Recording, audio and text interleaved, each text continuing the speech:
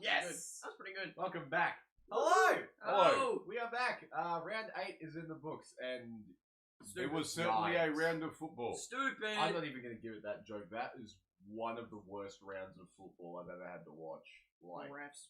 well, not even the refs, just the quality of football is so bad right now. And it's Apart from one or two teams, yes. and it's frustrating to me that the NRL will, like, you know, prop up the whole, oh, it's the highest attended round in history. This is the football people want to see. And it's just not true. I don't think most, like, actual NRL fans like it. I don't think the players enjoy playing it. I think that they really need to check themselves before they really, like, ruin this sport. It's kind of like, you know, you get a lot of fans to T20 games. It doesn't mean it's a good game of cricket. Yeah, well, it's made for television. Yeah. The T20 cricket is made for television, and that is what the NRL is trying to do, and it's not good.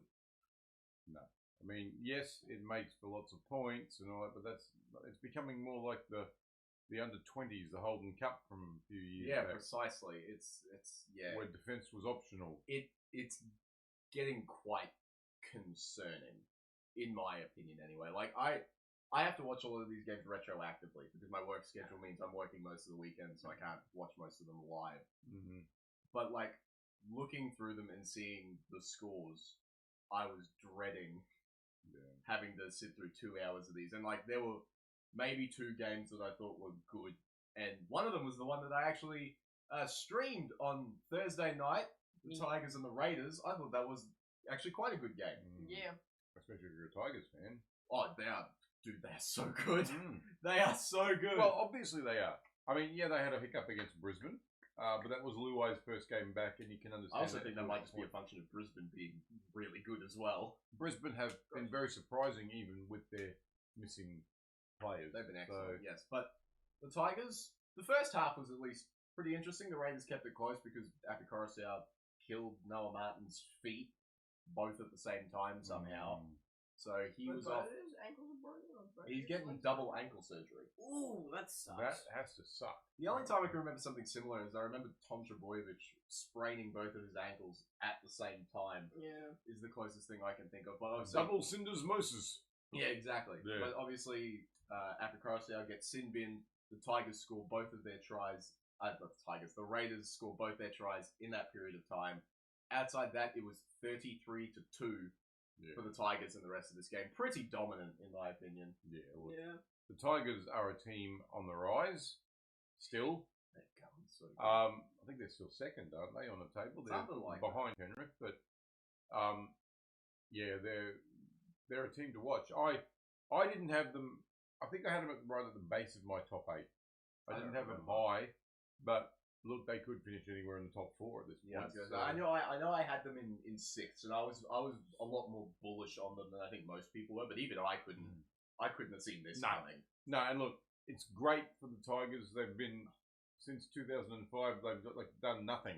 It's so good to basically. See. It's so good to see Leichhardt just erupting every single time they do something. Especially in this game, they were so rowdy. That was Campbelltown, wasn't it? I'm pretty sure it was at Leichhardt. Double check. I thought it was. And the old scoreboard. I might have been pretty sure it was Leichhardt. I know they've had a couple of at Campbelltown as well. I remember someone complaining that the fans were too rowdy, and I'm just like, there's no such thing? Yeah, it was that one. Okay. I thought so. But yeah, that was the 9th wonder of the world, or whatever they call it. I love seeing the Tigers be good. 8th wonder of the world.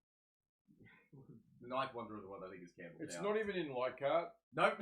And it's not an oval. False advertising.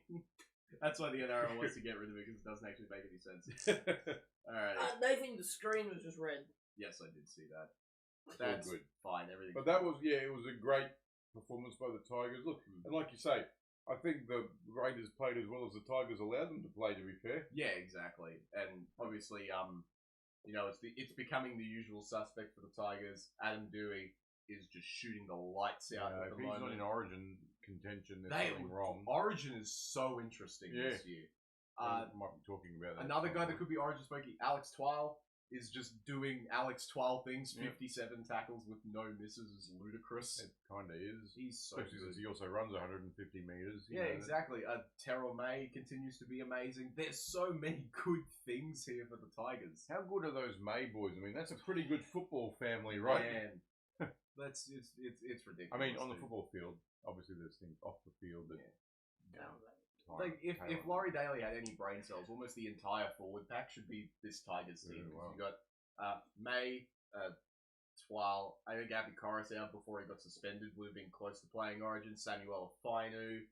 Like it's just. But we know Laurie Daly, and He's brains are in short supply in that spot. Exactly. But obviously a couple of less than ideal things for the Tigers. Obviously, Appy hip drop gets suspended for 3 weeks. 3 weeks, I think it is. So he's gone for a while. Buller injured his shoulder, I think it was. Yes, it was his shoulder. So he's out for a bit, and KPP obviously failed an HIA, So he's out so for a he's week. out as well. Yeah. So they've lost a couple of troops, but I think they'll be fine. Yeah. I'm not overly I concerned. don't think it's here. hurt them. They've got a pretty good team happening, and they've got good next man up people as well. Yeah, so. exactly. So they're good. The Raiders are just kind of what the Raiders are now, I think. They're not keeping up with the game. It's as simple as that. No. The game has changed, and the Raiders are 2025. And 2026 is faster than it was in 2025. Exactly. And that's why the games are going the way they're going. But you still have to evolve with the game, unfortunately, and the Raiders haven't done that yet. Exactly. I think it's a squad composition issue because it's like Noel Martin suits the style of the game really well. Hudson Young does, but he's almost like the style of game that's being played is almost irrelevant to him because he's such a good player. Yeah. He wasn't even in this game, I don't think. No, he wasn't. So yeah, I feel bad for the Raiders. I really do. The Even game's moved past them at the moment. well, I mean, so- like even in this game, their rotations all got screwed up because Ethan Strange had to go off. So they brought Dane Laurie on, but then Strange came back on and Laurie stayed on the field. He was playing in the middle for some reason. That's kind of odd. It's like it was so strange. But he and KO Weeks had two of the best tackles I have seen so I think far. KO this year. Weeks should be a tackle of the year contender. What It was shot. because any other time that person scores a try. Yeah, probably. It is Adam Dewey. Yeah. Like, he's not a small man. He's not small and he's quick and yeah, that was such a great moment. Did it force an error as well? No, it was the last tackle. Oh, the last but tackle. still, just amazing shot. He just there. tipped the step. He just knew which way he was going and just aimed it up. Launched it. And he's not the biggest guy on the field either. He's not No. small, but he's not massive. He's not as big as Dewey. Well, yeah, exactly. So Yeah, he was great. I thought Tom Starling did pretty well having Oh, a he- shift between like a hooker and lock roll. didn't he have the set to after the game with somebody? Oh, was it with Appy? It might have been with Appy. It was either Appy or Taruva, maybe. No, it was Taruva. That's Because right. Taruva loves doing that. They had a little set to at like when they're supposed to be shaking hands and stuff. They just Yeah. sort of mouth off and have a big push and shove. You could tell that the Raiders are very, very frustrated. I think is the big thing, especially like Joe Tarpany. You can tell he's getting really, really annoyed with how this is going for them. Well, you can understand they were the minor premiers last year, and now they're sitting in the bottom four. Yeah. So So just, I think, look, this year was always going to kind of be a wash because you lose Fogarty, you bring in this rookie halfback Ethan Sanders, who is He's developing pretty well. I going think. all right. He's very, very mature, but the last tackle options aren't there yet. But that will come with time. And look, it happens when you lose your major playmaker. That's going to slow you down a little bit. It's just the way it works. I think the Raiders will find form at some point this year. Yeah. I will be very surprised if they are this bad for the The whole year. Yeah, I think they'll get I'd agree with somewhere. that. Yeah. But this is just what the Raiders are, and this is what the Tigers are, man. The Tigers are really, really good. Nearly unbeatable, unless you name Brisbane, apparently. The early Friday game. I was listening to the ESPN Boom Rookies podcast, and Nick Campton, one of the main guys, coined this week of rugby league as PointSlop. And I think this game is pretty indicative of that. 80 points is... It's a point a minute in a that's game of dumb. NRL. That's Yes. just horrible. This was a stupid, bad game. With some exciting football, but yes, Well, it's not even like... It wasn't like amazing attacking shapes or anything. It was just both right side defenses couldn't do anything. that's true. Sometimes got 3 tries. Well, it's Kale like, Lira and got Kale Lira got 3 tries as well. So that's Yeah. exactly this was so bad. Oh, this is the worst game I've watched in a very, very long time. Just as well the Cowboys were I on mean, they won. the right end of it. Yeah. And like, if any team is almost built for the style of football that's being played, it should be the Cowboys, right? Yeah. The fact that they aren't an elite team with the way the NRL is right now is pretty disappointing, to be honest. But to be fair, they've won 5 out of their last 6, and they're going relatively well at the moment. So, Yeah. you know, Tom McHaley continues to be excellent. Origin Tom McHaley. This is another. This game feels like another notch in the winning the ruck in the middle of the field is nowhere near as important as it used to be, because the Sharks were tearing the Cowboys' middles apart for long stretches of this game, and they still conceded 46 points. Yeah. So It meant their out wide people weren't doing very well. Yeah, well. a lot of teams, especially in the past, could like hide their edge defense not being great by virtue of just winning the middle. It's I not think the same anymore. Well, No. I think that Melbourne are a perfect example of that, Yeah. because even in the past few years, their edge defense hasn't been amazing, but their ruck has been so strong, just as it always has been. But now that it's less important, teams are tearing them to pieces. You can barely... Winning the ruck's a lot easier, because the tacklers don't get any time to sort of try and slow it down. Yeah, So it's actually easier to do these days. I think there should have been more 6 against Boyd in this game, to be honest. Yeah, the Cowboys barely got any, and they should They have should got have a had few more. They should have had more given against them. Well, as they also should have got more, because the Sharks were relying on them just as long. And maybe that's a function of maybe the NRL listening to a lot of fan and coach complaints saying that this is too much. Yeah, but what was the whole thing when you add it all together? 15 or something penalties It was and something rucks. like that. There's just too many in a game. Like I was saying, we've had this conversation. If I'm quite happy with them blowing the 6 again for the 10 meters, because at least that's an obvious one. Yeah. The ruck infringement is not obvious. Mm. A lot of the time they just say slow. Who? You know, Like, you don't know. yeah. And that's what makes it very convenient for them, because in a real game, in a game prior to the new rules and stuff coming through, they wouldn't have blown all those penalties. There's no chance. I think you're right. But even like It's turning into T20. there were three ruck infringements blown against the Cowboys, and I think 2 of them came within the space of like 15 seconds of each other. So for the majority of this game, it wasn't a priority, clearly, for referee Belinda Sharp, who was bad. Who was horrendous. She's bad. Both sides. Yeah, both sides. She was just terrible. This is a bad game Yeah. of football, dude. Officiating this round is just terrible. Yeah, but I almost feel bad for the referees, because they've been put in almost an impossible position, because it's either defy your directives or make the game even worse than it already is, and then you're going to get smacked by the fans for it anyway. So I really sympathize with the referees, especially in this era of rugby league that we're in right now. I'm not going to bitch about them too hard. I am, because they're terrible. I know you They're will. just terrible. It's just... There's not much positive to say about the referees. There are very few good games that they are officiating. Yeah. The touch judges, you could train a monkey to do a better job. Yeah. They are horrendous. They are a problem. What is a forward pass? I don't know what that is. What's a forward pass? How do you stand out? What is standing out? Where is the sideline? Tricky. Yeah, There You could train a monkey to raise a flag. are some aspects where they do need to improve, but there are also some aspects that are out of their control, I think, anyway. So Yeah, well, the way the rules are now, that they need a bit of an overhaul to make the game good for both sides of the ball. I think good product will attract eyes no matter what it is. Yeah, well, that's true. It doesn't necessarily have to be it doesn't necessarily have to be a points fest. Soccer is the most popular sport in the world, which can easily end 0-0. So they're taking the wrong blueprint for how to make the game more popular. I just think they needed to work within what they had. I think even the past couple of years, I think was fine. But this is the thing. I think more people prefer good defensive games Absolutely. Because if you look at a car race, why do people watch car races? Crashes. So why? This is people at football games like to see big, strong hits by players It's the being main, able to dominate defensively as well as attack. It's been like the NRL's main marketing strategy for trying to get the game popular overseas is that it is a physical.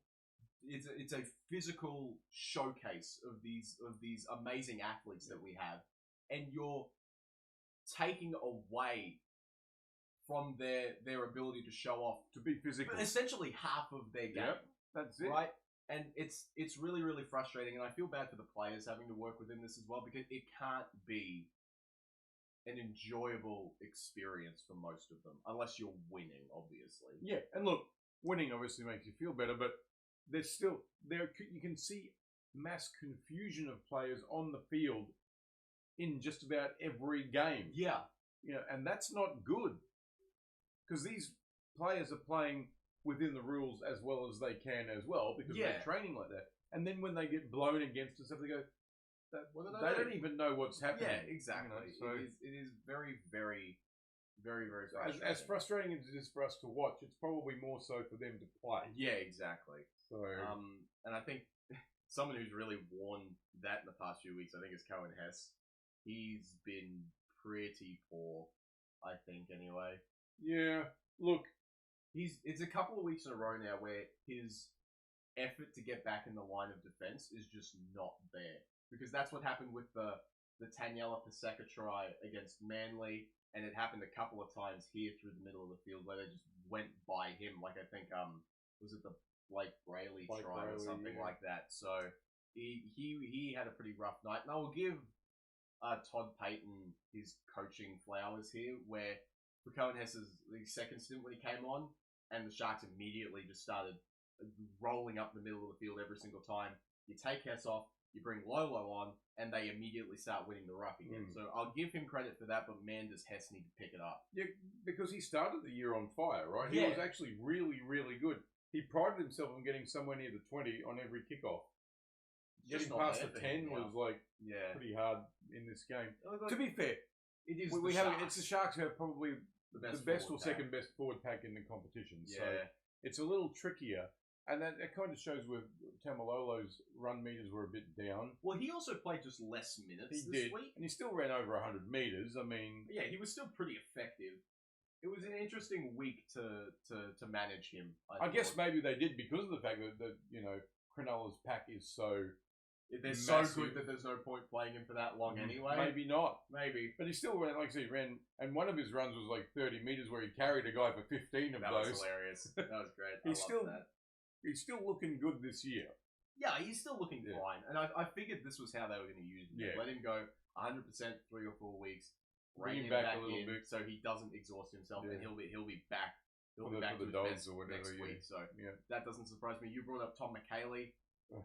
He is arguably the Cowboys' best forward He right has now. been going gangbusters. He was amazing. You know, it was funny. So A happy. couple of weeks, was it last week, against the Broncos, where he ran 210 meters, and that was somehow the second best. It's Yeah, hilarious. it was just crazy. Yeah, he's been excellent. I'm so happy that he's getting extended minutes now. I was very happy with how Griffin Neem looked in this game. He was much better. easily yeah. his best game of the year so far. Because he seemed disinterested I thought his or not fit. yes, it was. I still think his shoulder that would have been bothering him a little bit. Maybe he's now feeling better about it now that he's got a couple of games under his belt. I thought his defense was much Oh improved. yeah, in I don't this think one. he missed a tackle, so that He was pretty yeah. good. But I thought Cowboys' best player and rightful winner of the Paul Green Medal, Ruben Cotter. That He second had- half of Ruben Cotter's was immense. It's probably the best game he's had at club level in maybe 18 months. Mhm.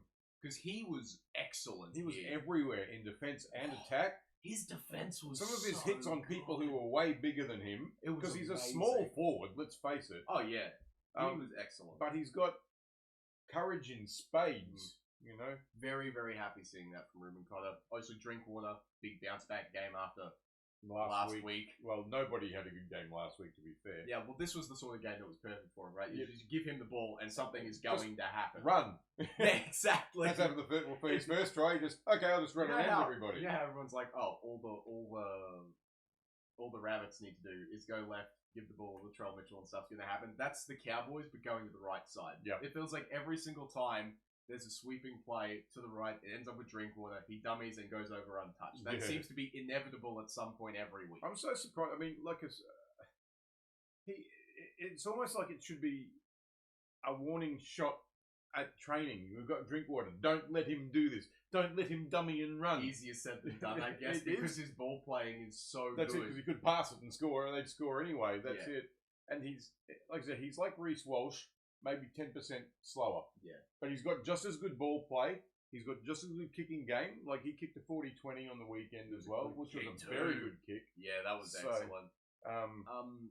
And he's lefty, which is the same as Reece Walsh. They need to fix their right side defense so badly. I have no idea what's happened in the past couple of weeks for that to be so bad. Chester... it's everybody on that everybody, side. But unfortunately, it found him out a couple of times. Eero scored 2 tries. Well, that were his movement fault. in. Yeah. One of them. His first one not, but the other two were. Like, there was one that went down that side that was pretty clearly Braden Burns' fault for getting out of position. There were 2 scored on the Cowboys' left defensive edge simply because CC Vitaka is worth 3 of Jackson Purdue. So it was everywhere around. But even Talangi couldn't stop him, and Talangi's not small. True. Right? So, like, Talakai at speed is pretty hard to stop. Look, we know the Cowboys, their defense is bad. Not good. I think their thing is, if you score, we're just going to score more. Yeah, exactly. They don't worry about what score goes on, they're just worried about what they can put up the other end. This was. It was a game of football. They won. 80 points in 80 minutes is not. It's not a purist's game, that's for sure. There were multiple games like this over the weekend too. The next one wasn't so much. The Sharks. Oh yeah, sorry, we haven't talked about the Sharks yet. I don't know what to say about the Sharks. They are so weird. They're such a weird football team. I thought Braden Trindle had his quietest game for some time. Especially because he loves playing the Cowboys. Yeah, he didn't do very much at all. He was do anything. You fallen asleep. Not tired. He's fallen asleep. Yeah, he's fallen. We are that exciting, everyone. This game was so overstimulating. Yeah, but I don't know what's happening. Aiden Fanua-Blake played okay. Yeah, well, he was always going to do well against the Cowboys forwards, but like no one else. Like Toby Rudolph was okay. For the first 10 minutes of his stint was excellent, but he really became a liability before he came off. The first run of the game, they had like 20 meters. Yeah, he likes playing the Cowboys too, I think. So yeah, well, a few of these guys, obviously Talakai, his first half, stellar. His second half was really, really poor. Mm-hmm. But that's he scored his 2 tries. That's a function of being a front rower, essentially playing in the centers. I said this last week. Simi Sasangi is what the Sharks thought CSC for Talakai would be. Yeah, when they put a middle. Talakai is a middle. He's not He's not anything else. He can be there in a pinch. See, Moses Sully did the same thing, right? He moved from forward to centre and it worked. But yeah, Talakai was pretty good. I thought Kale Ero had his best game of the year. He was really, really strong. Especially that second half. Had strong runs. I thought, but apart from a few, Nico Hines was pretty average. Yeah, He's been pretty average all year. In a game where it felt like the Sharks were winning the ruck all the time, only 2 of their forwards had over 100 metres, and that was Adam Fanua-Blake and Tom Hazelton. The hazelnut. Like, the hazelnut. That's concerning to me. Oh, it is. In a game where, in my opinion, they were so dominant with the ruck that there's just nothing to show for it. Yeah. And what were there? 21 line breaks in this game. 21! The defense was so That bad. is horrendous, everybody. So bad. How the kid? If you have more than 7 or 8 in a game, it's probably not look great. At the defense and see, the Cowboys only missed 25 tackles. How good? It's because half of the tries they went over untouched. Untouched, yes. You can't miss a tackle if you don't touch anybody. Well, that happened the other way as well, to be fair. Yeah, true. They missed 36. It feels like it should have been 66. Yeah. And unfortunately, had Clifford been able to kick a little bit better, they would have been out of the race for the finals. Goal kicking on the whole this week was really bad, I think. But I was reading, and for people who were out there, the wind was very swirly and very strange to kind of pick. So I'll give him a bit of a grace on that one. And especially for Clifford's goal kicking style, where he relies a lot on almost how Val Holmes used to kick with the fade it back in through with wind blowing like that. It can really, really screw. And he kicks high.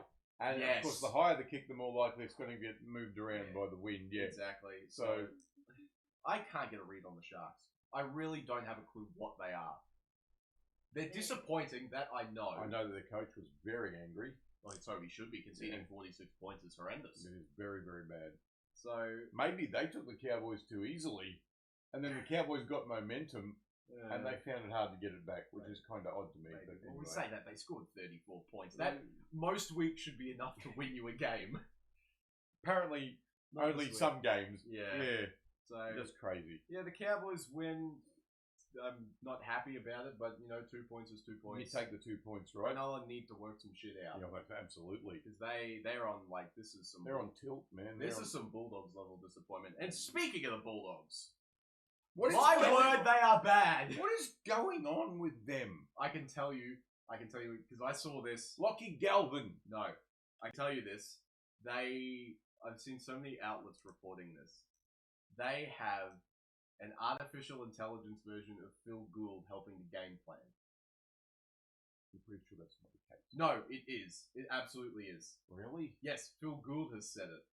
So, if that is not just the perfect explanation for why the Dogs are so ridiculously terrible, I'm But not how even- did they come out and absolutely manhandle Penrith? Because Penrith were horrendous in that game. They were really, really poor in that game. They played competent opponents and been blown off the park. And look, we'll also say that Cameron Ciraldo came up in the Penrith system, so he knew how to play them. Yeah, that probably helps. And a lot of people in that Bulldog system are from Penrith. So it's a Yes. very emotional game for them. But they won it really comfortably too. That's Yeah. And then they go and lose the next two. Now they're dead. One to Parramatta This is last week, and now this one. the real concern for the Dogs is that this is the team they wanted to build. Yeah. Right? They've got everything they've been looking for the past 2 I years. don't think at the moment anybody's unhealthy. Even Kickow is now. Kickout is now, but he was in this. He was game. in there for 2/3 of the game. What Jacob Carraz Yeah, is the main man, but because Crichton's back. like Lockie Galvin, Leo Thompson, all of these people that they wanted to be in, like Reed Marnie is out. This is the squad they wanted, and it's worse than last year, and that's a really, really bad sign. it is though. They really should be better than they are. Absolutely. They should be winning. They should be in the top 4. I think there's obviously a lot of confusion in the club as to what the direction of the team is, because you hear conflicting messages from Ciraldo and Gould for how they want this team to go. And I think it's taking its toll on the players. So they need to reach a consensus before this becomes one of the biggest laughing stock teams in at least modern NRL history. They are so underperforming. It is just horrible. And and especially we know how the NRL is now. There are massive shifts in momentum when one team just has all of the ball and gets all the points. That should have been the first 15 minutes of this game, because the Dogs had all of the ball and had nothing to show for it.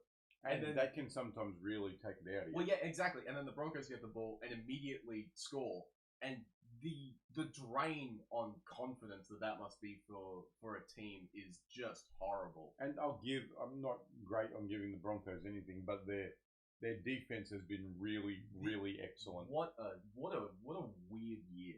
This is so good from the Broncos. But it's so surprising though, because this team against the Cowboys lost. Yeah. I can give you 2 words as to why. Adam Reynolds. Because he's going beyond turning back the clock. He is in almost career best form right now. He is killing There's it. one other player like that too, but he's in a different game. Yeah, the exactly. next one. But no, he's been amazing in an NRL that in an NRL that has so shifted for halfbacks to almost be this sort of dual threat, hypermobile sort of thing. He's not one He's of those. not, and he's arguably the form halfback Look, in the competition. Of all the halfbacks, he's got the best kicking game. It's as simple as that. It's better than Cleary's. It is at the moment.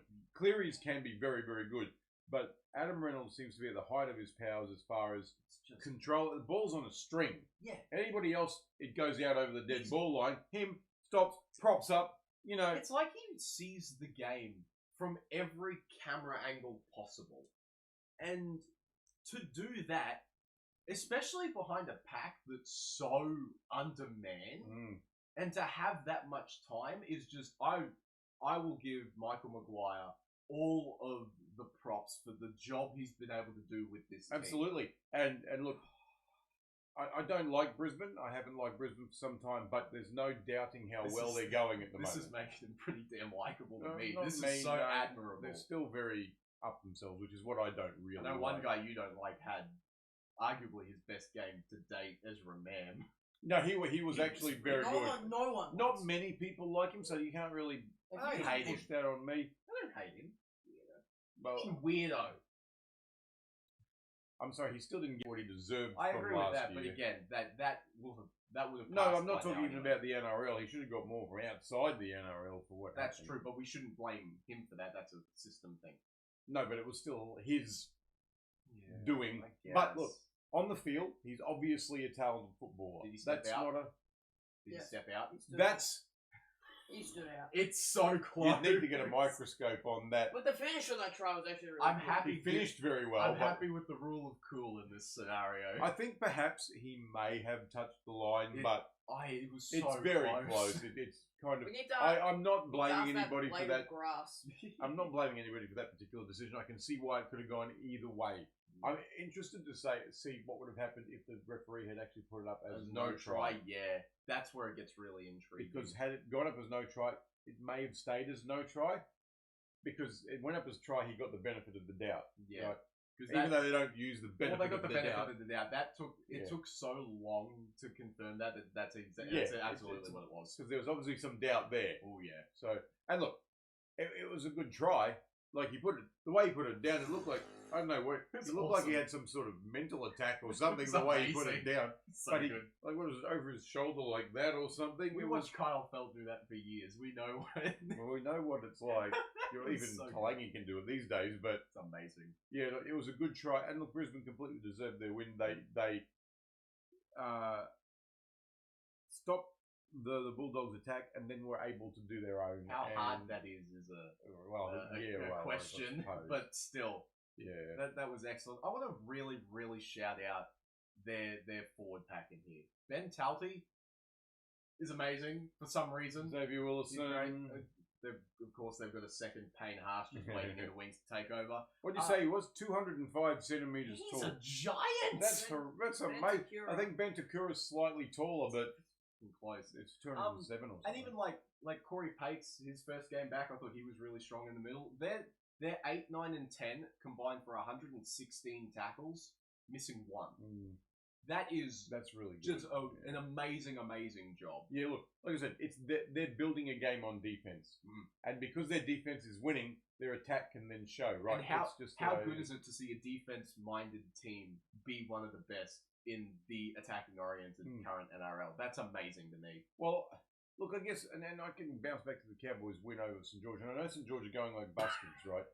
But keeping any team to 0 is still a pretty good effort. And that's what they were talking about. If your defense is working, your attack can just flow. Yeah. Right? And that's what happened. Although their attacks were flowed this week, even though the defense wasn't working. Yeah, even without, they had Hayes Perham playing fullback, and they were still amazing. Like, there's nothing much else to say. No, the Broncos besides, holy crap, are they amazing? Look, they're going very, very well, and this is without Reece Walsh and still without Pat Carrigan, still without Payne Haas. Pat, I think, is back this week. Yeah, but yeah, still, man. Yeah, without Payne Haas, without Ben Sakura. No. Hunt. Yeah, he's still out. Reece Walsh. Yeah, I said Reece Walsh. Awesome. You know, when they all come back, they'll be the only team that might be able to put it to Penrith. I would, with at full strength both sides, I'd probably be picking the Broncos right now. I think it'd be close. I think it's closer than you think it is, though. I mean, I'm not saying that they would flog Penrith. No one's going to flog Penrith, but apart from the Bulldogs, if they keep this style and attitude of play with all of their people back, I get very, very scared. But do you think that Penrith are a better attacking side than the Bulldogs are? Well, everyone's a better attacking side than the Bulldogs are. Okay, apart from the Dragons, but even then, that's still fairly close at this point. Yeah, I think I would still have Penrith just in front, but They're the two tops right at the moment. The Even though Bulldogs, the Broncos are in 6th or whatever. Generous Walsh is the problem. the Bulldogs are not one of the tops. They are awful. They are terrible. How in the world? How do you go so bad with your team? Jonathan Sua's good. Didn't we already Yeah, he's talk about excellent. them? He's pretty good. He is we didn't excellent. really talk about them. We Kick talked out about got them being injured. Bad, but Kickout got injured. I feel bad because he's been Peck- pretty good this year. Pec injuries are terrible I as think well. he's out for 12 weeks or something. That's a long Pec, stint. that's a pec tear. It's just not good. So, but like outside them, nothing really of note. Lucky Galvin still isn't doing anything. I thought Burton tried hard. Burton always tries hard. He did score a try. Yeah, he did. He's all right. I don't mind him, but like he's just in such a bad situation now. Yeah, no. They need to figure this out. They need to figure it out quickly because The year is what, a quarter over. 14 errors against just under 20s Broncos team is not acceptable. So they need to figure it out. They do. Seraldo needs to really work his magic. The only team that might be going worse than them right now, actually there's probably two, but the Dragons are one of them after losing by 8 billion on Saturday. I thought this was a lovely reenactment of Gallipoli, where Dean Young just sent a bunch of crazed young men to die. And they died. And they died. Multiple times. They lost by, I think I wrote Roosters like 800 billion to 16 or something, but it was 62 to 16 or something. 16. The Dragons are in hell. 16 is actually very, very good. It was the Flattering how to you them. can be scoring garbage time tries with half an hour left in the game is hilarious. 62. I was scared that the Cowboys 74 was under threat for I a while. Well, I remember I was talking before this game last week that I thought the 91 was under threat, but luckily the Roosters showed mercy. And just stopped playing good football for the last 10 minutes. Like the Turks. Look, for the Dragons, I feel bad for Cade Reed, but he tried more with the ball in a half of football than Kyle Flanagan did in his 2.5 years as a starter. And we have to remember here, they didn't even start training this week until Wednesday. Yes, because they didn't have a They didn't have coach. And even once they got the coach, they weren't training on Wednesday. They trained from Thursday on. Yeah. Look, they were never going to beat the Roosters. No, I would have. I'm surprised they were only like $6 outsiders. I remember, didn't the Roosters beat Penrith as $11 outsiders last year? The Dragons should have been $20. Yes. I cannot believe it was that close. Yeah, no, it should never have been that close. Yeah, I feel bad for Cade Reed. They threw him to the Wolves here. I like what he can do. I think he could be pretty good. He just needs to not be very young. The 2026 iteration of the Dragons. The 2027 is going to get a heck of a lot better. I think the forwards, some of the forwards can hold their heads high. I thought Hamish Stewart, always strong. Toby Couch, both the Couchmans were good. pretty good. Pacific Tonga, we like him. He's tried pretty hard, good. yeah. But like, it's just their backs are so bad. Val Holmes is like overcooked. He's deep fried. He needs to go away. He needs to apply his trade in the Queensland New South Wales Cup. I think whatever. his supply his trade as a carpenter. He's been left on the pizza. Put the fries in the bag, dude. You're done. Wow. I think he is done. Honestly, this is the worst I've seen him play for years. Just bad. Yeah. I think their only hope is to jag some wins over the Origin period, so they don't have the imperfect season, which would be very, very 26. But still, I hope it doesn't happen. Going winless must be the worst feeling in the world. And to make them feel better, they're not the worst. There was one year that I think was it Newcastle went like 13-0 to begin a season or something like that. It wasn't good. Yeah. So they're not the worst yet, but they're on their way. They're on their way. The Roosters are on their way to being a good team. Yay! Well, this entire game was their entire team. This game probably doesn't tell you. It was an amorphous blob of points. That's what this team was. It seemed almost every time they got the ball, they scored. I'm sick of James Tedesco. Why is he so... He is very good. If he keeps this up, we're going to have conversations that he's the best fullback ever. He's got to be getting up there. He has to be close. He's fighting with people like... he's up there with Slater. Billy Slater and... Inglis. Slater and Inglis. Greg Inglis. That half career of Darren Lockyer, maybe. He's probably better than Matt Bowen, sadly. But he's more accomplished than Matt Bowen is now. Well, he is, but Matt Bowen was more exciting. But yes. To be fair, Tedesco is one of these fun people. to watch. He's hard to tackle because he's got that strength in his backside. He only had 5 tackle breaks in this game. This is the sort of game where he'd have like 12. But he also ran like one of his tries. 278 meters. One of those was an 80-meter burst by itself. He's just so good. Well done to the Roosters. I don't know that you can take a heck of a lot out of that. I'd say Teddy's trying his damnedest to get that Origin fullback jersey back. Because they could do a lot worse. I'd be more scared of him in Origin than Dylan Edwards. Yeah, Dylan Edwards is solid. He's solid, but he's not. But Tedesco is... Tedesco is an X factor, see, whereas Dylan is not. That's one thing Dylan is definitely not. He's not an X factor. As combinations are developing, Sam Walker is improving week on week. He's looking really good. I hate to say that Daly Cherry Evans looks good, but he looks good. Frustrating. Probably his last year, so he better look good. Yeah, I guess. I've been really happy seeing Siwa Wong develop, especially since they're losing Angus Crichton at the end of the year. They need someone to step into the main second rower role, and he's put his hand up for it. They got a good team. Mr. Robinson, can you play Naufahu White just a little bit more, please? Far out. He's played 13 minutes. The guy's got a motor. He can play the whole flipping game. This team is winning in spite of Trent Robinson. They're not winning because of him. I think Adam O'Brien could... Tilly Tupanua. Adam O'Brien could make the top 4 with this team. I reckon. Because their squad is the best in football. But no one. They've got, It's just everywhere. Everywhere they're amazing. So, yeah. And then when Murray Talangi goes there next year, it'll be even more. You see their link to Herbie Farnworth. The universe will explode if he goes to Bondi. Please just go literally anywhere except the Roosters. Well, if you go to the Dragons... I don't care if you go to Melbourne. Just don't go to the Roosters. Yeah. Please. Please. The Roosters are buying another premiership. Anyway. They beat the Dragons. They beat the Dragons. Whoop-de-doo. Now the best game of the week by a long shot. Because there weren't 100 points scored.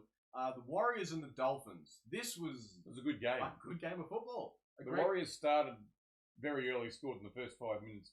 And the Dolphins came back and got it 18-6. Yeah. But by half time, I think it was 18-14. It was just, pretty classic Dolphins performance. They have like 15 minutes where they just put a billion points on and then can't do anything else. They're very reminiscent of last year's Cowboys. Well, to be fair, there was only one try scored in the second half in total, and that was Taintu Apiki. Yeah. This was I loved seeing this game in the middle of PointSlop. All the points, yeah. Jackson Ford, can he not be good? Stop. No, he is so good. I don't understand how this is happening. And he can play the full 80. He's playing the full 80. He's leading the Dally M count. Still, he had over 200 meters. Just how? Fitness. If he's not in Origin, I will shoot Laurie Daly myself because he is the perfect Origin player. Just solid. And he can play 80 minutes. And he can play the whole game. Yeah. If he's I don't care if he's not, because I want Queensland to win, but, if he's not in Origin, it's Laurie Daly. They need to fire him immediately if he's not named. Laurie Daly is ridiculous.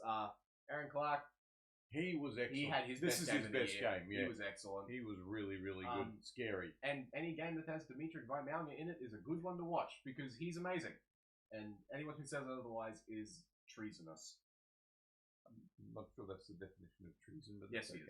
You should be charged with treason if you don't like Dimitri Vaimalia. He's amazing.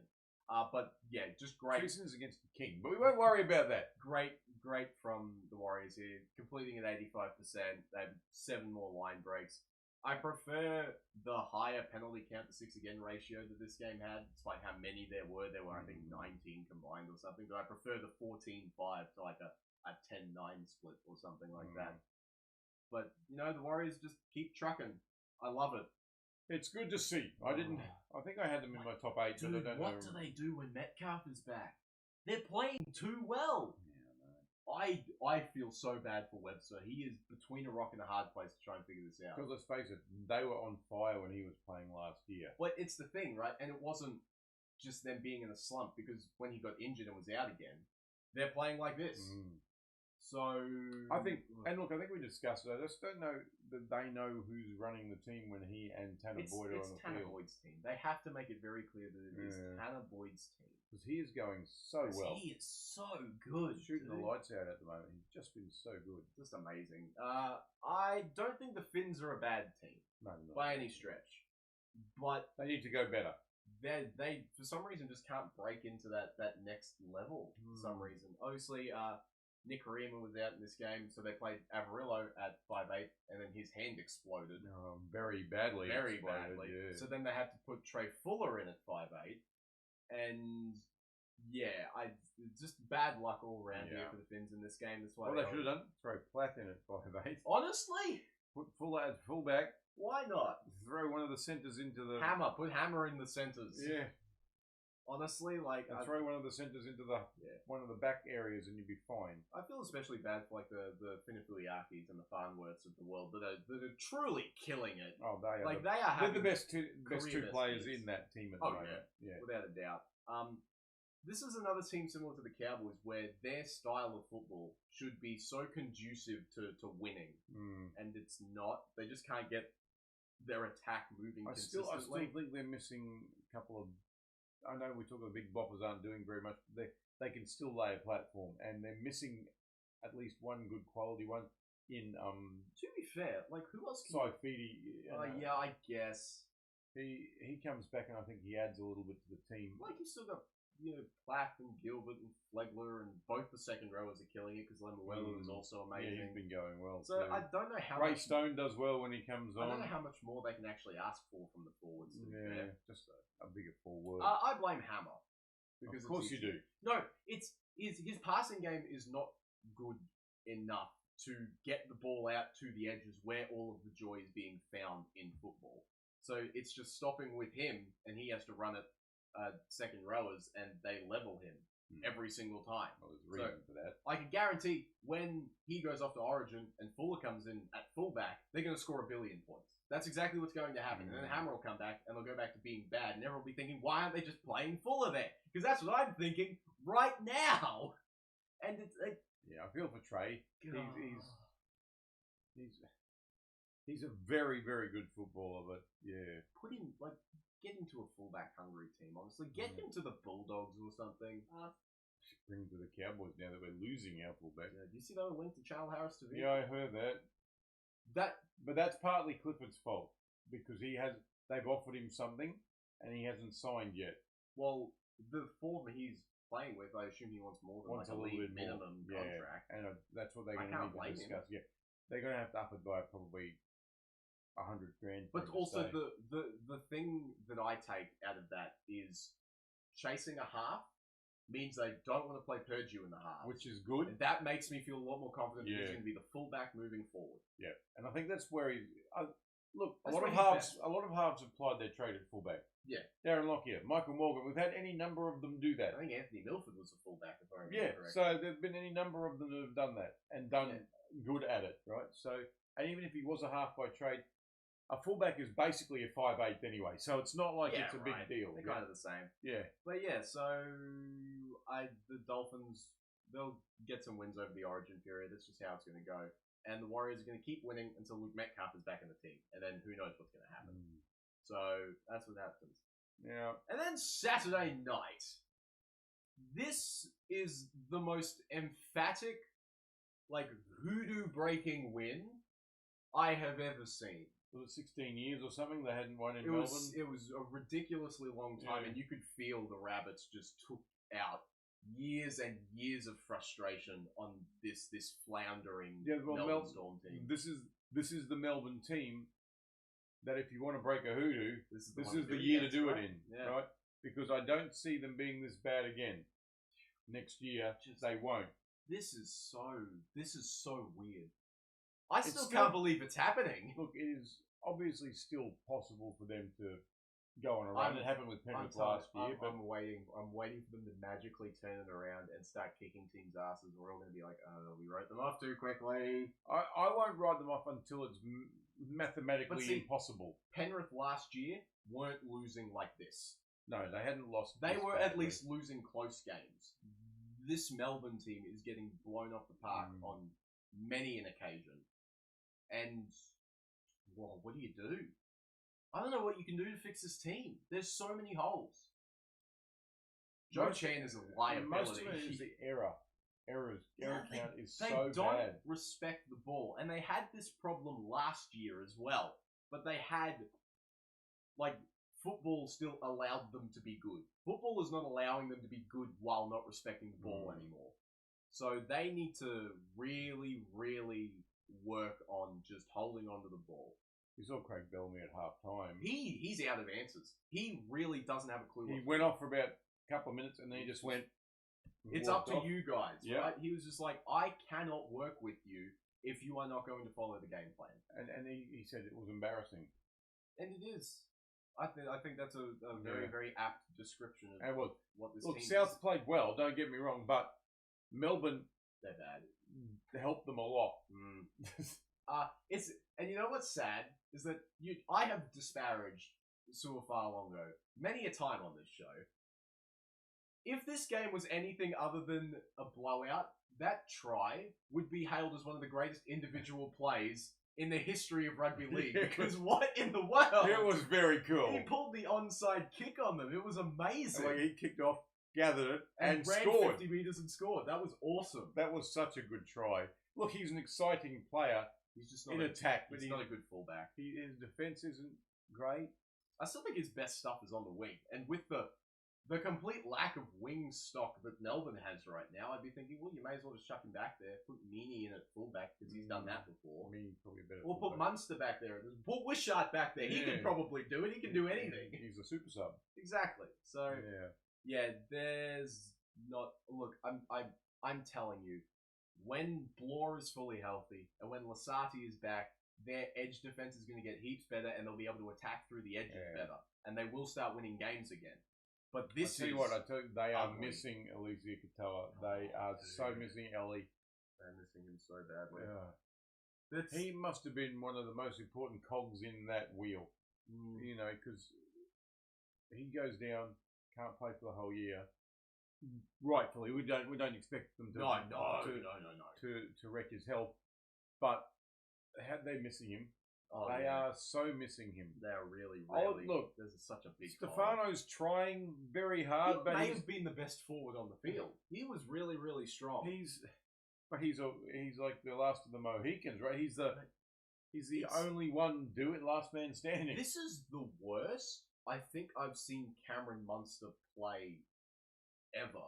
But once again, they're being dominated in front, and but it's even like just simple passing seems to be a labour for these guys. And because we know that he likes that running around, and everybody's worked him out now. Yeah, he needs to try something else. The way Melbourne are now, and I've said this before, it reminds me of a lot of the end of Paul Green's tenure at the Cowboys, where the game just passes a coach by, and whether it's a squad composition issue or a coaching issue, nothing is working.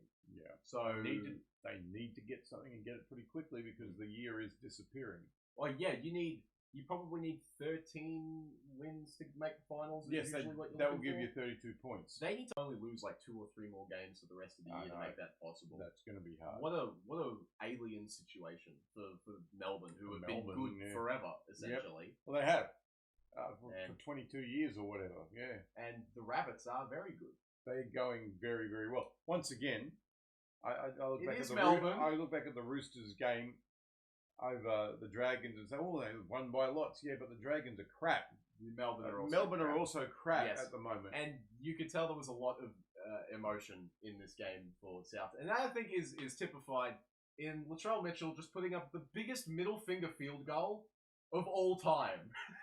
That was the most disrespectful kick I have ever seen. No, he did one There was 10 minutes left in the game, and he just decided, you know what? Here, his bang! one against Brisbane was pretty similar because before it even went over the sticks, he turns around and walks away. Yeah, but like the game was tied in that one, and there was like 5 minutes left. There were 10 minutes left. They were up by 40, and he just decided, you know what? I'm going to kick a field goal because screw you. I remember Chad Townsend did that once. And everybody booed because they could have gone for a try, but no, they went for 1 point instead. Latrell Mitchell is in He's in, if not career best, he's up there, right? He has to be close, dude. He's killing it. And look, I'm not one of his greatest fans, but I can recognise when a player is on. He's on fire. Right? And everything he touches at the moment is turning to goal. Apart from his goal kicking, it's still the average. It's still crap. But no, when you scored 9 tries or whatever it was, you don't necessarily need to worry about that. Everything else is going good, right? Mm-hmm. So, well done to Souths. Look, you've got something going on there. I'm so happy that Tallis Duncan is good because he seems like a decent guy, and he, is scoring. He was named after Gordon Tallis, right? That's actually a fact. You know what? I can see why. he's been amazing. More Matt Duffy shenanigans, like. What is happening here? The guy's a million years old. What is going on? Everybody's aging backwards in this competition. It's amazing. He was great. I thought Keon was excellent. He had over 200 meters. He's very good. Lockie Hubner having to play more minutes because Brandon Smith got hurt. I thought he was really strong. Ewan Aitken came back for his first game in 2 months because of a cork, apparently. I don't believe that for a second. No, corks don't leave you out that long. So just the medical staff are lying now. Yeah. But he went over 100 meters. He was really good. Just everywhere for the Rabbits. Everyone played their hand, right? They know what their roles are. And look, Alex Johnson, did he get a double? No, he got a single. He got at least one. Yeah. Latrell got 3 or something, didn't he? He's killing it. I don't think he scored any. He got 4 last week 4 against was the last Dragons. week, okay, yeah. I don't think he got any this week. But he set a few up. Yeah, he's this entire Rabbits probably set up the most tries in the competition at this point. They are on fire. Just crazy. I love it. And like a lot of their tries went through the right side of the field because Campbell Graham had a couple. So, and Tallis Duncan obviously had 3. So, they've got answers all over the park now. Yeah, they're going very, very well. So, go Bunnies. Melbourne, I feel only slightly bad for you. They're gonna turn it They'll around. come around. They'll turn it around. Everyone writing them off don't. It's probably a bad idea. They're going to put some wins together and somehow finish in like 7th or 8th, and then who knows what can happen. Oh, we saw what happened with Penrith, right? They finished in 7th and made it to the prelims. And they were like 5 minutes away from going back to the grand final. So yeah. I'm not writing them off, but I will revel in the period of time where they are one of the worst teams in football. Yeah. Yeah. I don't mind Melbourne, but I can understand people being. It's been my whole life. Frustrated. It's been my entire life. Well, you can feel for some people when the Queenslanders were going through their massive state of origin thing, where some people had never seen a New South Wales win. Well, this must have been how New South Wales people were feeling during the 10 years or whatever it was. 8 in a row and then 12 out of 13 or something. Yeah, where the Maroons were just killing them every year. So I understand how New South Welshmen feel now. Yeah. Not Panthers fans though. Holy dooly! Because this team is unstoppable. Apart from the Dogs for some reason. Apart from the Dogs and maybe Brisbane when they play them. Maybe themselves are their biggest enemies right now. That could be. They walked into Newcastle and just kicked them in their Novo Astrians. Yes. It was ridiculous. All the old hits were playing. Nathan Cleary was excellent. Dylan Edwards was great. Isaiah Yeo was Isaiah Yeo. And even Brian Toto had his best game of the year by a long shot. He scored 2. Yeah, something like that. He was great. They're all great. Everything about Penrith is great. And the Newcastle have fallen off a cliff. They are missing so many troops. I'm not going to disparage them a lot. They are missing a lot of players. Dylan Brown scored a cool try. He was good. He ran for about 80 metres and outrun everybody. That shows you what they've been missing, hey, with Sandon Smith. Well, Dylan Brown's got some speed. He showed a clean pair of heels. It was just... Yeah, he was good, but people like Fletcher Hunt had a really rough day at the office. I think Dom Young tried hard, but there wasn't much he could do. Who isn't trying hard? Trey Mooney. I've been really, really disappointed in Trey Mooney because everything I saw from him from New South Wales Cup is he's this workhorse, meter-eating, tackle-making, just Terrell May style forward, and it has not translated. Sometimes it doesn't. And I think they were relying a lot on him developing for this forward pack because outside him, it's well, they lost Matt 2 of their main forwards at the end of last year. Yeah, so it's tough for the Knights. They'll be getting people back soon. I think they're getting Kalen Ponga, Dylan Lucas, and Bradman Best back this week. So they're getting a lot of troops back. I think they'll be better. Yeah. They just happen to run into a buzzsaw called Penrith What Panthers. do you do, man? They've lost 1 game out of... Sign a bunch of their former players so they get angry, and then you can beat them. That's how it goes. We're all going to be the Bulldogs. The Tigers are going to flog them for some reason. You watch. Well, they've only got two of them. Remember they, Luai and Taruva? Taylor May was there as well. Oh, okay. So he wasn't there. Okay. They've got a couple. Yeah. We'll see. There's not much else to say for this game. The Panthers dominated them. And The scored Panthers 44 were points. very, very good. Uh, The Seagulls were also very, very you good. want to talk about people? You talked about Dylan Brown outpacing everybody. Jamal Fogarty is fast. He He ran blew- like Adam Reynolds. He blew everyone away. I can't believe how quick he was. A person got to him, but he just palmed him off. That was amazing. What a try. Manly. I don't think he was that fast. I just think he got a good gap.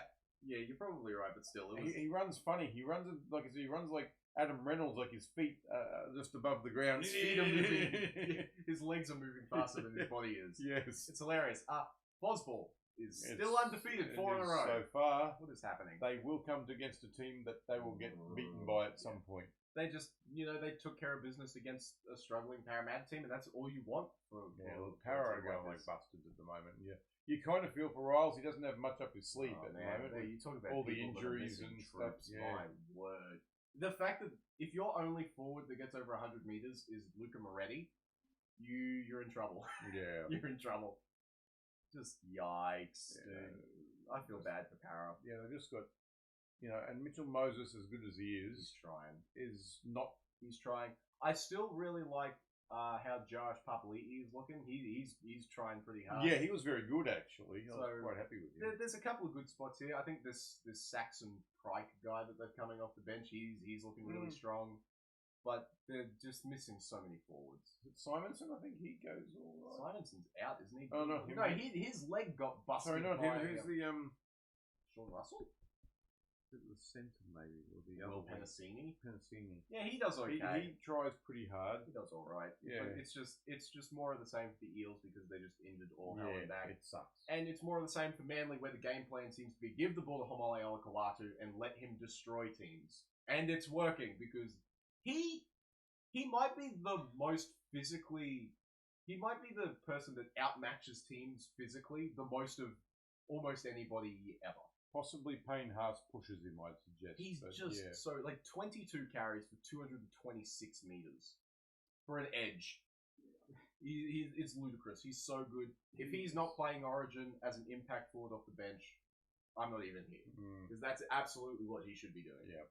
He's New South great. Wales have a wealth of everywhere, talent. Yeah. really. Both, But they've always had more to choose from.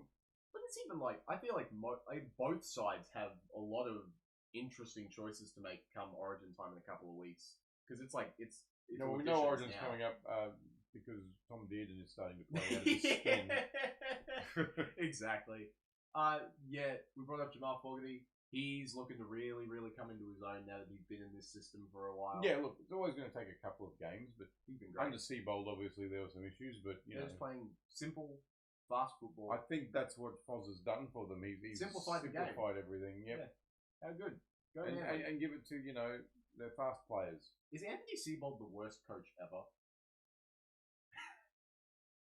He has to be close. He took 2 finals teams and turned them into spooners. So Adam O'Brien could be pushing him. Adam O'Brien could be close, but I tell you what, my word. Or, the ex-Dragon coach isn't great either. Flanagan, yeah. But yeah, that is But he had some success at least with Cronulla. He just hasn't had any success with the anywhere help of else. steroids and breaking the salary cap. Peptides, yes, not steroids. So yeah, that's round 8 in the books. Yeah. Certainly a week, not a good one.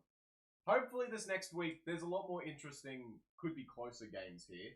Starting on early Friday, because Thursday is taken up by the Women's State of Origin. We should also probably look at that now, because we quickly did it at the end of last week, but because we were going to record this before the actual one comes out, we didn't do anything. We should probably actually have a look, I reckon. I opened Discord. That's not what I wanted to do. No, This is how I'm going to see this happen. New South Wales is going to win the first one. Queensland will win the second one, and it's whoever in the third. I don't know. I think you're possibly right, simply because this is the first Origin series ever that won't feature Ali Brigginshaw for Queensland. So they've got it's Lauren Brown, the Titans halfback that's taking over, and she's excellent. Yeah. So there's obviously stuff there. And look, New South Wales have a bigger team. quite obviously a bigger team, right? That team is really scary. Queensland have a lot of guts, but I think Queensland need to build into a series where New South Wales can kind of hit the ground running. I've noticed that in the last couple of years. So I think the place where the Blues have a pretty obvious advantage is the outside backs. Like Abby Church, Jamie Chapman, Jess Surgis, Isabel Kelly, Jamie Fressard. You're just rolling with like 3 of the Roosters backs, which, went undefeated in the regular season last year. They're great. Obviously, Jessie Southwell is, Jessie Southwell's great. Yeah. Millie Elliott, Ellie Johnston. They've got Olivia Koenig is still there. They've got Penatani Gray playing in the second row, which is not her usual position, but she can probably do it. She's a great footballer. Yeah. Just so many great. They have to roll with Tegan Berry off the bench. That's how deep this squad is for New South Wales. They've got an amazing team. We get to see Mackenzie Wheel in Origin though. Yay! So that's fun. That's I nice. think she is the only. Oh no, Emma Manselman's on the bench. Yeah, she'll There's always a couple of Cowboys there, but the big hitters are also going to be Tamika Upton. We know what she's capable of. She is excellent. How many Broncos are in this team? Lots. Yeah, no surprise. I think that Shalom Sawasu would have been there if she didn't do her ACL, which sucks. Yep. Sucks for her. But yeah, there are an infinite number of Broncos in this team. I do think New South Wales will probably win. You're probably right with how this series is going to go. New South Wales is going to outclass them. Yeah, and Queensland will then out-heart them in the second game, and who knows what will happen in the third one. So yeah, I think our official prediction is Blues to win the first one. Yeah, I think so. I'm happy to be wrong though, obviously. But absolutely. It'd be great for the Queensland. I might stream that one. I'll see. I feel like the thing that frustrates me a lot. I have seen precisely 0 pieces of advertising for that game. Yeah, I know it's not good, and it's tomorrow. Yeah. It's so poor on the NRL's Yeah, I'm part. feeling it shows that they do not give a shit about trying to promote the women's game, which is unfortunate because it's becoming a really, really good product. It's so frustrating. They're playing the same sport. Seriously. It's the same sport. Might be a little bit less talent. It's not as they slow. throw themselves at each other harder than the men do. Yeah, exactly. It's not as fast, probably, as the men's game. That's the only which honestly might be a better quality game than the men's NRL is right now. Yeah. So I beg of everybody, please watch Women's Origin on Thursday night, please. I think it'll be sold out anyway. Hope. Or there'll be a good number.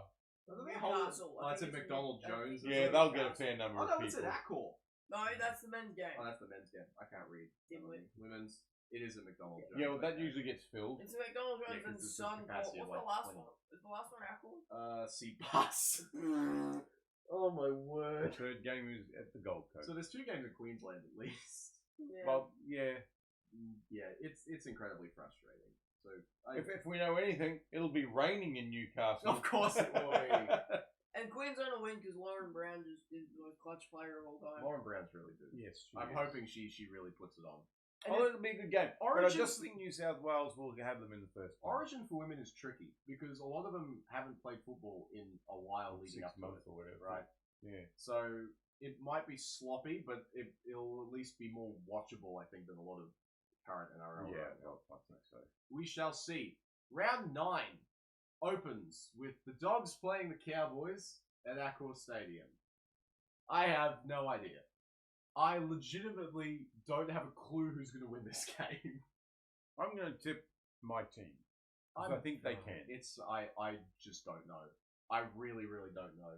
So, for the Dogs, they're losing more people. Obviously, we talked about Viliame Kikau. He's out with a pec injury for 12 weeks. And Harry Hayes is suspended for the week. But Inari Tuala is back. But instead of dropping Jonathan Sua, they've dropped Marcelo Montoya. I think that's fair. Is the right decision. He's been pretty underwhelming. He was pretty poor last week. They pushed Satili Tupanua out to Viliame Kikau's edge spot, which... That's fair. You don't lose anything with that. That's great. Yeah. Lipboy, Hotboy, and I can't remember what this guy's first name is. His last name is Aleko Lasimi, which is amazing. Lipboy, Hotboy might have the best name in rugby league. Aleko Lasimi is his first name. His last name is Jones. What? Okay. Lasimi Jones. Dong. It's amazing. That's a great name. I hope he gets time on the field. It's like some Osmosis Jones garbage. It'd be fun to try and.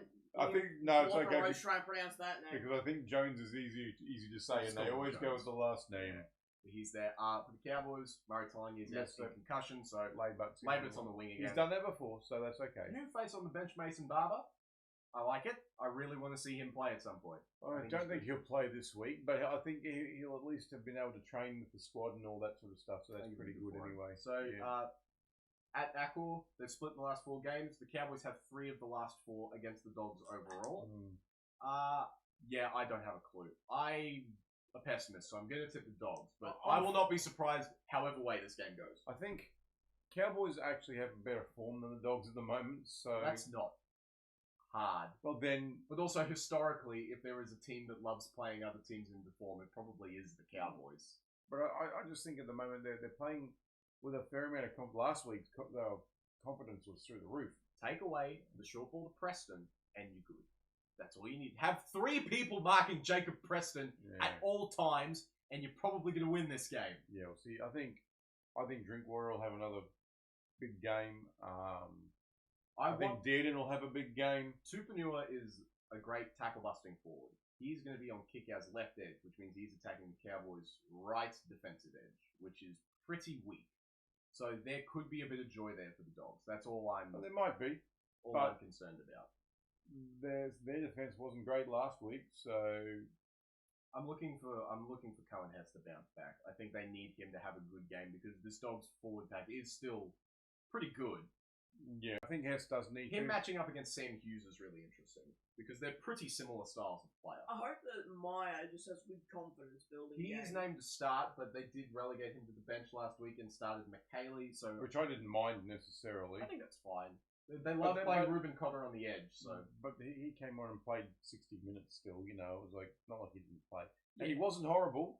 So he was fine. Yeah, this is a weird one. I don't know. I've picked the Dogs by 6. But I could easily... This game could be a defensive slog. It could be a shootout. It could be a blowout. It could be close. I think if it's a shootout...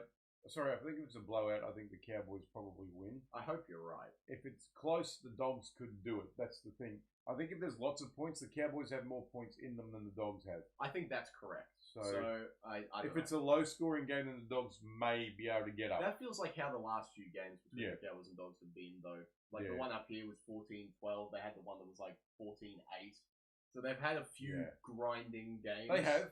Hopefully the Cowboys can make things have changed a little bit in the rules, as we know. So, so it could be a different kettle of fish this time. Hopefully the Cowboys, but we'll see. I hope so. This game's a lot more interesting. The Finns in Melbourne are going to play at Suncorp Stadium. This is going to be weird. I think this game's going to be one of the really, really strange ones. The Dolphins are going to win. With the Dolphins, Averillo's hand is in 5 separate pieces. So Trey Fuller is named at centre and Brad Schneider is named at 5'8". I don't know if they're going to keep that orientation. We'll have to see. Morgan Knowles is back. Yay. Go Morgan! Give away 8 penalties I like again. For Melbourne, Jerome Hughes is out. Concussion. Through concussion. Yeah. But Tyron Wishart's their halfback. They don't lose that much. No, he's a pretty good player. Pretty good. Viteri is not playing. So we get debutant alert. I get to sound the siren for the first time in a while. Hugo Peel, reserve grade fullback, gets a start on the wing. I don't know anything about him. I guess we will pretty soon. We'll find out.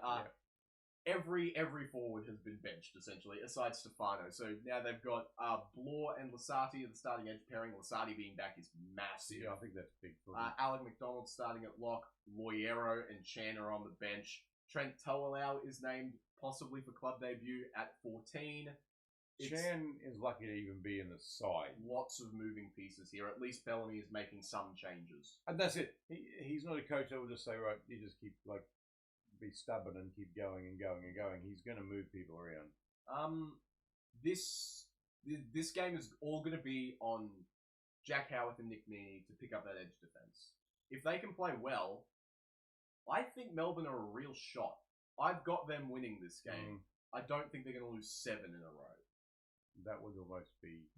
The Dolphins are just so... up and down. Inconsistent from half to half. I don't look. Or There Melbourne will just be have there will be a point in this game where the Finns are in front. I have no Melbourne doubt just have about to that. stick close. Yeah, exactly.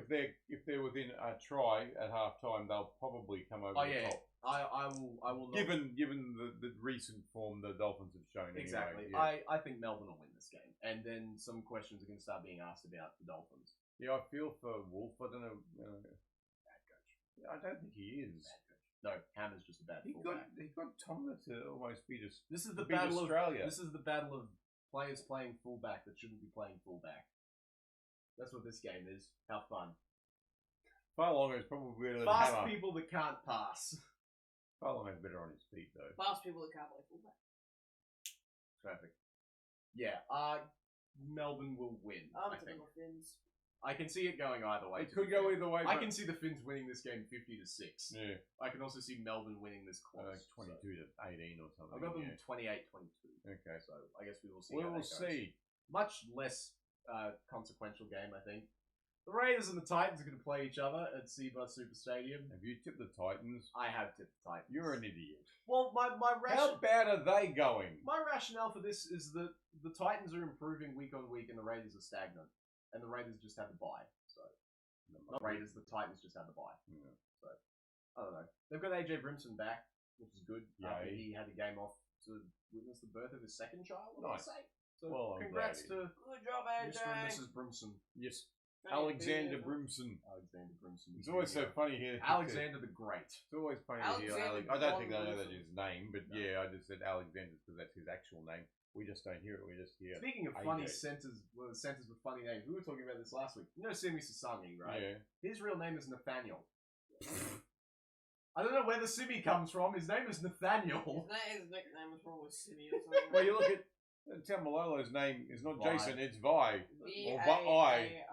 Yeah, but at least you could say that, like, going from Vi to Jason could be some sort of, like, English language, anglicization sort of thing. Going from Nathaniel to Simi is the opposite way. Yeah, I know. So I have no idea, but I love that. Simi's good. That's a good name. Leave it as that. Yeah, leave it as that. Better than Nathaniel. I mean, yeah, Brimson is back, so Yeah, it's better than his name. De Groot is on the bench. Cooper Bai is also on the bench because Chris Randall is back playing lock. That's neither here nor there. Cooper Bai's been pretty good. He's been going alright, yeah. He's alright. That's the only changes there. Simi Sasangi is back. Or Yay! Nathaniel Sasangi is back. That'll be But good this for the time he's Raiders. playing second row. That's where it started, didn't he? Anyway? Yes. Yeah. So he's playing second row. His second row partner is now Atamadiota because they're missing Hosking, Young, and Martin for this game. So second row stocks are very, very bad. Your Martin's out for the foreseeable future, so... Double ankles, yeah, not fun. Thanks, Appy. Yeah, good on you, Appy. Bastard. Now I'm going to trade him for Punts. Joe Tarpany. Yeah. Punts is a good one. More changes in the forwards for the Raiders. Corey Horsburgh is the starting prop because they wanted to get Morgan Smithies off the field. Fair. Without looking, I'm going to scroll away from this. Without looking, who is the Raiders' starting lock for this game? Have you looked? No. Do you know? Tom Starling. It's not Tom Starling. Dang it. You're close. Jaden Brayley. It is Jaden Brayley. What? Is their starting lock for this game? Well, look, you said I was close, and the other hooker is. I Jaden have Brayley. no idea if they're going to stay like that. Hookers and locks can be interchangeable. But, that's like, what my I'm saying. word. And their bench is Chevy Stewart, Dane Laurie, Morgan Smithies, Joe Roddy, Owen Paddy, and Jordan Uta. Who? Exactly, Uta. Uta! So I have no confidence about this Raiders Lisa team. Uta. This is why I'm tipping the Titans. Yeah, surely the Raiders come good at some point. I don't know, I have no idea. I have no clue. And they are playing the Titans. At least for teams like Melbourne, you can argue that they have the firepower to just go on a run of streaky Yeah. football. I don't think the Raiders have that ceiling right now. Oh, well, if the Gold Coast do win, all 15 of their fans will be very happy. I can't wait for KO Weeks to have some ridiculous length of the field try in this game. Because that's what will happen. He might be one of the fastest players in the competition. You know, we talk about, like, the fastest players in the comp. We always talk about, you know, the outside backs. You know, your Saabs and your Colas. Yeah, and Hammers and people like Hammers that. and Yeah. people like that. You know who I think has a case? Jacob Little is really, He really is- fast. Damien Cook over the first 20 is It's really fast. It's ridiculous. Even like your little Dolphins fullback, wannabe Hammer. fullback. No, Fuller. he's He's quick. quick. Well, their entire outside back core. Yeah, I is know really they're fast. scary. Even Avarillo. Avarillo's fast. Even Aparelli with half a hand will be He's fast. like express pace quick. He is very So, fast. yeah, Jackson Purdue's fast. Cobbo was probably their slowest, actually. Yeah, we got Purdue, who's quick. That's about it. Drinkwater's not slow. Lukey, yeah. Lukey is somehow fast. Yeah, He is very quick. It takes 5.5 meter strides. Yeah, Go Titans. I want to see Josh Hannay do well. I do too, but I think Canberra could get him. I think this could go either way. They're both bad teams. They are. I just think whoever plays less bad. I just think that the Titans are improving and the Raiders aren't. Well, we'll see, won't we? As we shall see. A game that's going to be a lot less close. The Eels are going to win by 100. The Eels are playing the Warriors at Combank. The Eels rock out the same 19 despite Dylan Walker. I thought he was hurt. Apparently not. He's fine. For the Warriors, Ali Leitao is out. So Adam Pompey comes into the centres. Pretty much like for like. Yeah. Tanner Stowers-Smith returns on the bench just in time for a concussed Nick Barnett to drop out. I actually like Tanner Stowers-Smith. He's okay. Luke Metcalf is named in jersey 20. So I don't think he's playing. I don't think he will either. They shouldn't risk him against Parramatta. No, right? I mean, they're going to beat Para Boy. in a canter. I think the Warriors will win this game fairly easily. I've got them winning 24-8. It may not be that low I scoring. think it's going to be 44-8. They're going to win. Yeah. I don't think it matters whether Metcalf plays or not. They're going to win this game. Yeah, they're going to win. But now, certified barn burner. If both teams play to the top, this is game of the year potential. I think the Roosters can get them. This is going to be so much fun. The Roosters and the Broncos at Allianz Stadium. I actually think the Roosters can get them. Roosters are happy to have some continuity. They get the same squad as last week. But the Broncos, massive ins. Reece Walsh and Pat Carrigan, both back. Carrigan was always going to come. He was suspended. Yes. So he was always coming back. It's the Reece Walsh thing. He's a little earlier than expected. Huge. So Jesse hopefully he hasn't come back early, and if he cops a little touch on that he'll face, have that goofy headgear again. He'll have a... You're going to be Hannibal Lecter. He's going to get the pirate nickname massive or something pimple on his face. It's great. So what happens is Hayes Perham and Jesse Arthurs are both on the bench now. Yep. Xavier Willison shifted to second row, but with Jack Gazieski named at prop, I don't know whether they're actually going to run those roles. I imagine you're going to see Willison in the middle. I think he'll play the middle. Gazieski's not big enough. Yeah. So he's there because Brendan Piakura is injured, I think. Yeah. Oblix Taufa is back, and he's back because Preston Ricky is suspended. Yes. So lots of... Is he Jordan's I think brother? so. I feel like this is one of those sorts of Mandela effect things. I don't know whether they're related or not. They may not be. I don't know. There's a couple of people with similar names that are not related. Yeah, exactly. The Fafidas, for example. Yes. But yeah. They are. They're cousins or something. This could be another one of those point slop games. There could be a lot of points scored here. I'm leaning towards the Roosters. Yeah, this is just two teams that are just white hot right They're now. at the height of their powers, yeah. The Broncos forwards have a lot of work to do. Yeah. There is a lot for them to try and do in this game. I will give the Roosters the edge, but this is a coin flip. I've got them 36-26.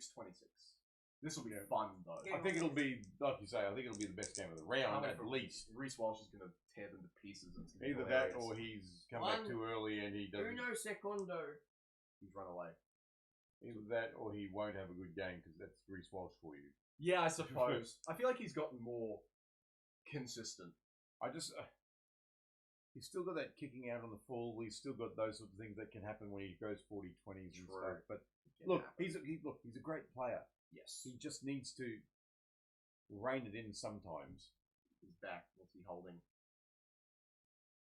So now, 87 of the coin flip. Oh, for goodness sake, we're not doing this again, are we? Yes, we are. Heads is the Roosters, tails is the Broncos. Okay. Yep. Because the Broncos are bums. I can't do it. Heads, it's the Roosters. So we've all gone the Roosters. Look, I just think the Roosters will just have a little bit more firepower than the Broncos. And they are an attacking juggernaut at the moment. They're absolutely going. I think the Broncos might start this game faster. But they've got good defence. Look, the Broncos have got good defence, but I think the Roosters will have them. But I wouldn't be surprised if it went. I will be very disappointed if this game is not like I said, game of the year contention. It's got a good chance. I think Tedesco is going to run rampant. This is going to could be a battle of the. And Walsh. This could be a battle of the Origin fullbacks this here. This could just be a battle of the Origin squads. No, just to be fair, yeah. this is going to be be so much fun. I love that game. Minus the halfback. A game that's going to be a lot less fun. Although not necessarily. The Bunnies should win this one. You'd think. It's Newcastle and the Bunnies playing at McDonald Jones. So it is a Newcastle home game. Kalen Ponga, Bradman Best, and Dylan Lucas are all back. That helps. Massive ins for Newcastle. Kalen Ponga is still one of the best fullbacks in the competition. He gets his 3 weeks full audition to maybe get his Origin jersey back. This is so great. Fletcher Sharp is back in the halves. Fletcher Hunt's on the bench.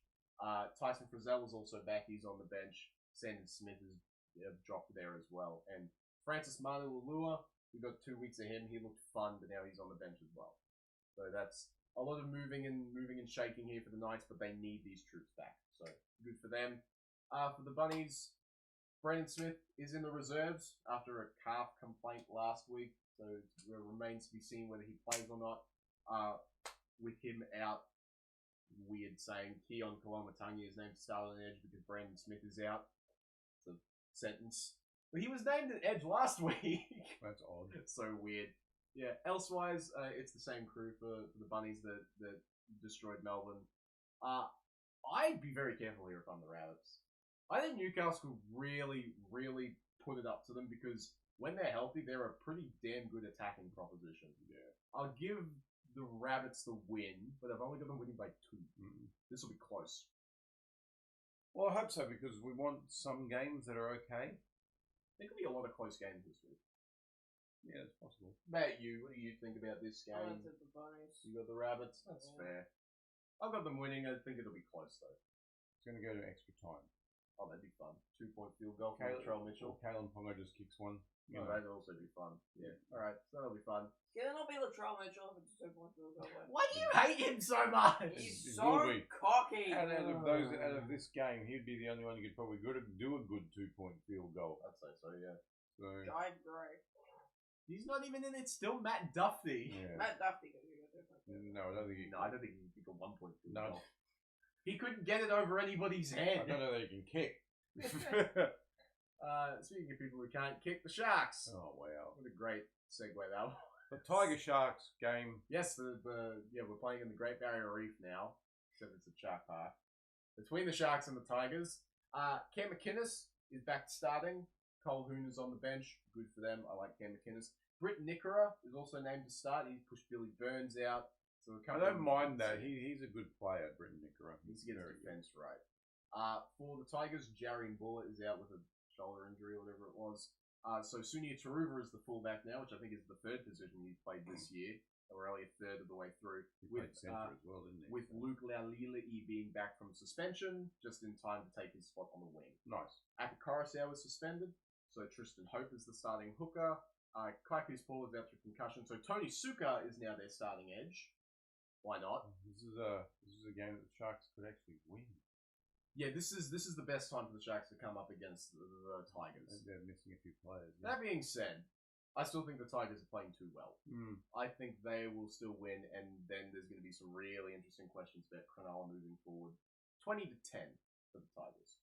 Yes, I think Cronulla. This is a game that they could win. This is a game they almost need to win. Yeah. I think the Tigers will win by a bit more. I think the Tigers will, but they're missing a bit of firepower. They're missing a bit of firepower in the Look, Dewey's been playing the house down, so I'm interested to see how. I think Api Coruscant is the most influential of those. I think three outs. I think you're correct.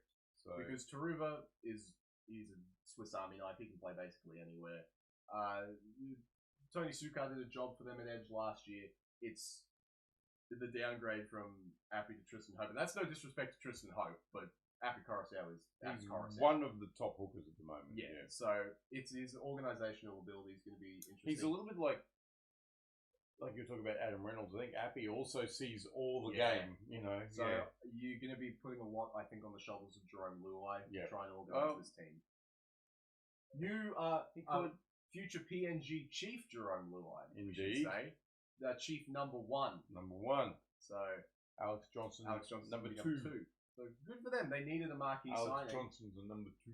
Oh, he's actually been signed. He's a number 2. It's reported. It's not made official. The Luai one is. But let's face it. I mean, if it was, he'd just go home. Yeah, Alex exactly. Johnson That's is fine. up in the Does that game. mean Robert Derby's going to go or Xavier Coke is going to go? You never know. I'm Look, interested. they talked about Zach Labbott was asked that question. It's way in the back of his mind. He's not actually even thinking about it Focus on very much. football, man. Yeah. Yeah. So Yeah, that is that one. I think the Tigers will probably win. okay, And then, final game of the week. the one where the Seagulls Fosball might be over. may come crashing down to earth. They're going to play the Panthers at Combank Stadium. They're going to die because the Panthers get to roll out the same crew. Corey Waddell is out for Manly with a pec injury, so Nathan Brown gets a recall, but everything else is the same. The Panthers they're just too good. They're just too good. Their So, system is too good. as long as They will this- break Manly down. As long as this game is somewhat respectable for Manly, I'd call it a win for Kieran Ford. And look, Panthers they are the team at the moment. I can't wait for Manly to somehow win this stupid game. I don't know that they will. This is one you can say the one games that they have won that they're probably a good chance of actually doing that. This is one where they're probably not a good chance of doing that. You're probably right. We'll give Panthers the win there. Yes, I think Penrith win and probably comfortably. I would suggest they've been winning everything comfortably just about. So What are you thinking? If you're going to tip Manly... Get out here. Oh, here we go. This should be fun. Fosball is undefeatable.